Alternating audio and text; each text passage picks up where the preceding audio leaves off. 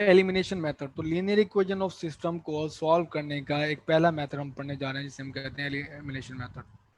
तो linear equation को हम एक मरतबा डिफाइन कर लें, an equation in several variables with first power. तो हमारे पास इक्वेशन हो गया है, इक्वेशन में कई सारे वेरिएबल्स हैं, x1 x2 x3, सबकी पावर 1 है, ना स्क्वायर है ना आपके पास स्क्वायर रूट है ना कोई भी, और उसके बाद उसमें कोई ट्रांसडेंटल फंक्शन नहीं पाया जाता, ना साइन ना कोसाइन ना लॉगरिथम ना कुछ इस तरह से, ठीक है। तो ये हम कहते हैं लीनियर इक्वेशन, फर्स्ट पावर और कोई ट्रांसडेंटल फंक्शन नहीं। तो इसको हमने सॉल्व करना है। तो एक जो पहला मेथड दिमाग में आता है वो एलिमिनेशन मेथड आता है, ठीक है। और जो बचपन से आप 8 9 क्लास में पढ़ते आए हैं वो है क्रैमर्स रूल। और क्रैमर्स रूल आपके पास टू कॉस टू मैट्रिक्स में आपको एक एफिशिएंट रिजल्ट देता है, लेकिन जैसे आप मैट्रिक्स का साइज इवन 3 से ज़्यादा बढ़ाते हो तो आपके पास इसको अप्लाई करना थोड़ा सा हेक्टिक हो जाता है, और बड़े मैट्रिक्स में तो और ज़्यादा हेक्टिक होता है। तो हम फिर यूज़ करते हैं एलिमिनेशन मेथड। फॉर एग्जाम्पल कि हमारे पास पहले से एक सिस्टम लीनियर इक्वेशन सिस्टम इस फॉर्म में गिवन है। किस फॉर्म में गिवन है? ये आपस अपर ट्रायंगुलर मैट्रिक्स, ये देखिए ये अपर ट्रायंगुलर मैट्रिक्स है, अपर ट्रायंगुलर मैट्रिक्स है हमारे पास। ये अपर ट्रायंगुलर कोफिशिएंट पहली रो के 3 एलिमेंट, दूसरे के 2 और तीसरी के सिर्फ 1 एलिमेंट। तो इसका सोल्यूशन फाइंड करना बहुत आसान है। जिस तरह कि आप x3 की वैल्यू फाइंड कर लोगे, यहाँ पे 2 को इस तरफ ले जाओ, 2 को डिवाइड कर लोगे पूरी इक्वेशन के साथ, तो x3 की वैल्यू आ गई 5। अब 5 को पुट कर दोगे इसमें, तो ये जैसे जिस तरह x2 प्लस ये हो जाएगा 5 और ये -1। तो सिर्फ इसमें एक अननोन है, 5 को सिर्फ ले जाओगे -6 हो जाएगा, 6 से डिवाइड होगा, ये माइनस के साथ x2 इक्वल टू 1 -1 आ जाएगा। तो x3 की वैल्यू आ गई, x2 की वैल्यू आ गई, तो x3 की वैल्यू यहाँ पे पुट करोगे, x2 की वैल्यू यहाँ पुट करोगे और x1 की वैल्यू फाइंड आउट कर लोगे। तो ट्रायंगुलर मैट्रिक्स अगर आपके पास गिवन हो तो इस तरह आप आसानी से सॉल्यूशन फाइंड आउट कर सकते हो। पहली चीज़ जो हमने नोट की कि अपर ट्रायंगुलर मैट्रिक्स है, तो उससे हमने आसानी से सॉल्यूशन फाइंड कर लिए है लीनियर इक्वेशन ऑफ सिस्टम का। क्यों इजी था? जैसे मैंने बताया कि क्योंकि हमारे पास linear equation of system upper triangular form है। तो अब हमारा जो ऑब्जेक्टिव है पहला वो ये कि एक लीनियर इक्वेशन ऑफ सिस्टम को पहले अपर ट्रायंगुलर फॉर्म में लेके आना। लीनियर इक्वेशन ऑफ सिस्टम को पहले अपर ट्रायंगुलर फॉर्म में लेके आना है हमने। ये हमारा पहला टास्क है। अब ये देखें, मैंने अब जो एग्जांपल ली है इसमें पहले अपर ट्रायंगुलर मैट्रिक्स ये नहीं है, तो हम इसको बनाएंगे। तो कैसे बनाएंगे वो इस तरह से है। तो मैं कुछ ऑपरेशन डिफाइन करता हूँ इसमें। मैंने ली फर्स्ट रो, ठीक है, ये फर्स्ट रो है। इस फर्स्ट रो को यूज़ किया है एलिमिनेट करने के लिए फर्स्ट कॉलम को। फर्स्ट कॉलम किसका? लोअर 2 रोज का, सेकंड रो और थर्ड रो। तो मैं ऑपरेशन इसके लिए ये डिफाइन करता हूँ कि -3 किया मल्टीप्लाई इक्वेशन 1 के साथ, और -3 इसके साथ मल्टीप्लाई करें इक्वेशन 1 के साथ, तो ये बन जाएगा आपके पास, सॉरी +3 है, +3 12x1 और -6x2 और +3x3 इज इक्वल टू 45। और 15 मल्टीप्लाई करोगे 3 के साथ तो 45 आ जाएगा। दूसरी रो के साथ 4 मल्टीप्लाई किया और दोनों को ऐड कर दिया, ये मैंने आपको ये दिखा, दोनों को ऐड कर दिया। तो ये पूरी एंट्री ये जाती रहेगी, ये बन जाएगा -10, ये बढ़ गया +19x3, और ये मेरे पास है, इसको मैंने कह दिया कि ये रो बन जाएगी 2, ठीक है, रिप्लेस भी कर दिया, रो 2 है ये। अच्छा, ये पहला ऑपरेशन हो गया। दूसरा ऑपरेशन कुछ इस तरह से है कि पहली इक्वेशन ली, इधर भी पहली इक्वेशन थी, इधर भी पहली इक्वेशन है, पहली इक्वेशन ली, उसको मल्टीप्लाई किया -1 के साथ और ऐड कर दिया है 4। यहाँ पे भी 4 था हमारे पास, यहाँ पे भी फॉर्चुनेटली 4 है। 4 मल्टीप्लाई बाई इक्वेशन नंबर 3, तो ये इक्वेशन नंबर 3 है, इसको मैंने 4 से मल्टीप्लाई किया और यहाँ पे रख दिया, ठीक है। और इसको मैंने इक्वेशन नंबर 1 थी, उसको -1 से मल्टीप्लाई किया, तो सिर्फ साइन इन्वर्ट हो जाएगा उस केस में, तो यहाँ पे रख दिया। तो यहाँ पे आप देखें कि पहला एलिमेंट, इसमें भी पहला एलिमेंट वैनिश हो गया, इसमें भी पहला एलिमेंट वैनिश हो गया, तो ये हमारे पास होगी थर्ड रो।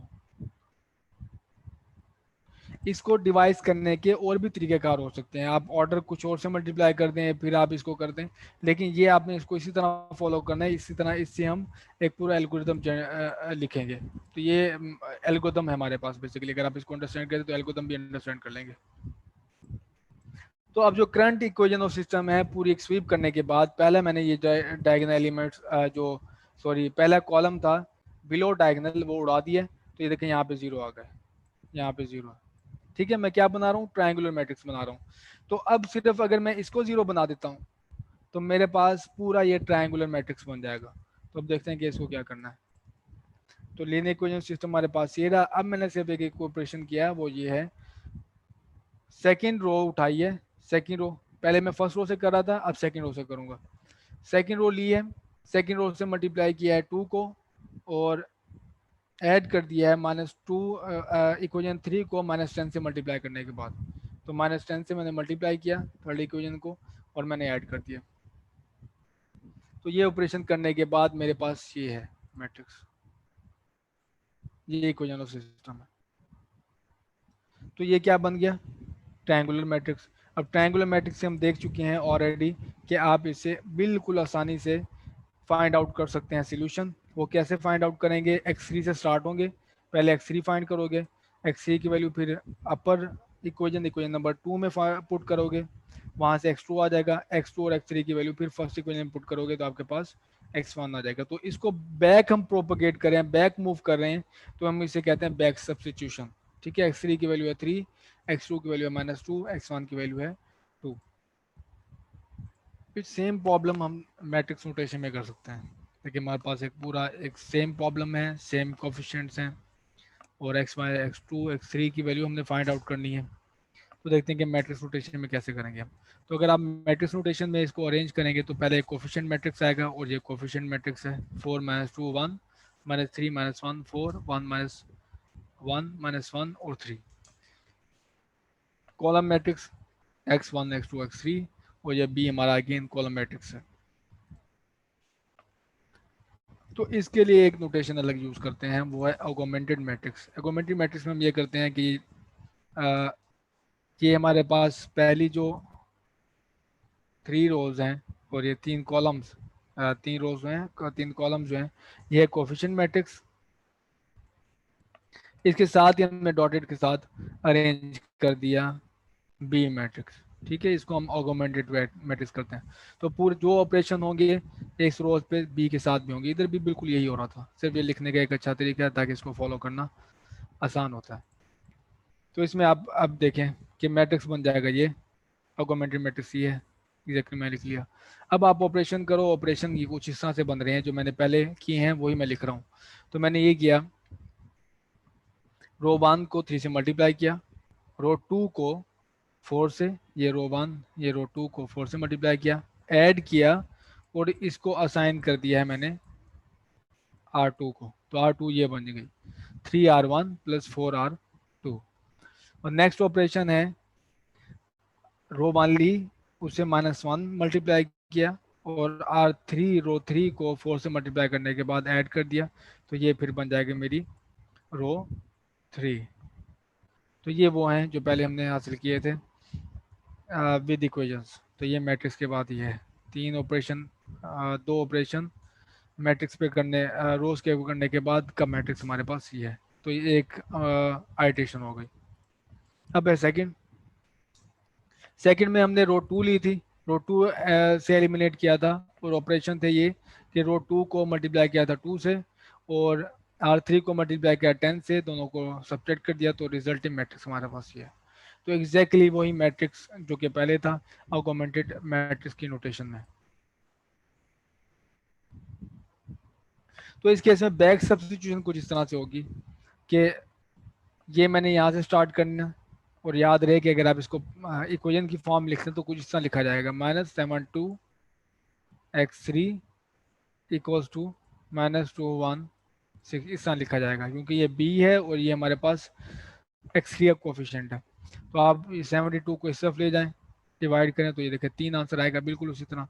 तो x3 की वैल्यू अगेन आप यहाँ से हासिल कर सकते हैं। ऐसे कैसे होगा ये, माइनस, इसकी इक्वेशन बनेगी -10 x2 plus 19 x3 equals to 77। तो ये इक्वेशन है। अब x3 की वैल्यू यहाँ से आ जाएगी जो कि 3 है, 3 वैल्यू आ गई। तो बाकी आप रीअरेंज करोगे तो x2 की वैल्यू ये बन जाएगी। तो जो कि मैंने ये अरेंज किया हुआ है, आप इसको रीअरेंज करो, बिल्कुल ये बन जाएगा ये। ठीक। अच्छा, x2 की वैल्यू मिलने के बाद फिर आप दोबारा इसमें पुट करोगे x3, x2 की वैल्यू और x1 की वैल्यू, और फिर आप अगर x3 के लिए उसको रीअरेंज करो तो ये इक्वेशन बन जाएगी। तो ये रीअरेंज करके लिखा हुआ है। तो ये सारे फैक्टर्स मैंने इकट्ठे रखे हैं ताकि इनको समझने में, एल्गोरिथम बिल्ड करने में हमें आसानी हो। तो अगेन पहले हम यहाँ से स्टार्ट हुए, यहाँ से x3 की वैल्यू फाइंड की, x3 की वैल्यू मैंने रो 2 में x2 के लिए पुट की, और फिर x3 और x2 की वैल्यू हमने रो 1 में x3 के लिए पुट की है और वैल्यू हासिल की है। इसको हम कहते हैं बैक सब्स्टिट्यूशन।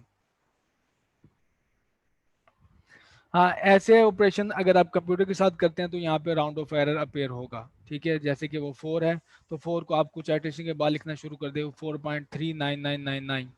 ठीक है, सॉरी 4 को लिखना शुरू कर दे 3.999। ठीक, वो इस तरह 5 को 5.5 है तो उसको लिखना शुरू कर दे वो 5.4999। तो ये राउंड ऑफ एरर अपेयर होगा जो हम चैप्टर 1 में देख चुके हैं। और क्यों अपेयर होता है? क्योंकि डिवाइस की लिमिटेशन की वजह से। ये हमने लोअर ट्रायंगल, इसको अपर ट्रायंगल बनाया था। ये देखिए, ये हमारे पास क्या है, अपर ट्रायंगल है। लोअर ट्रायंगल के जो मैट्रिक्स ये है वो 0 है।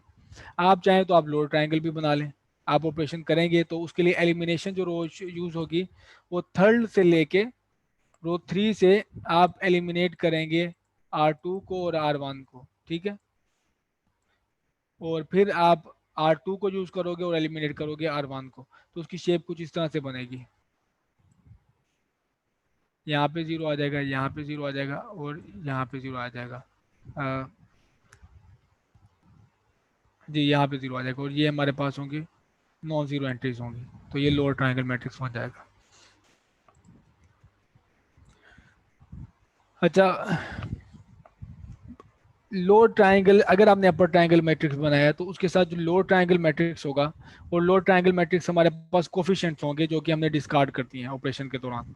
अभी मैंने आपको शो नहीं किए, लेकिन ये लोअर ट्रायंगल मैट्रिक्स ये इंडिपेंडेंट ऑपरेशन से नहीं है, बल्कि ये कोफिशिएंट है यहाँ के। ठीक है, और उसको एक खास तरीके में अगर आप अरेंज करो तो ये लोअर मैट्रिक्स और ये अपर मैट्रिक्स, अगर आप इन दोनों को मल्टीप्लाई करो तो आप दोबारा वो कोफिशिएंट मैट्रिक्स हासिल कर सकते हो। एक ये इसकी नाइस प्रॉपर्टी है। दूसरी सबसे ज्यादा जिसके लिए हम इसको यूज कर रहे हैं वो है both L and U triangular play important role in development of algorithm because these require fewer multiplication and division operations. तो क्रैमर रूल्स हमने क्यों छोड़ा था? एक तो वो हेक्टिक, और उसके बाद जो number of iteration, number of multiplication और डिवीजन है वो बहुत ज़्यादा लगती हैं।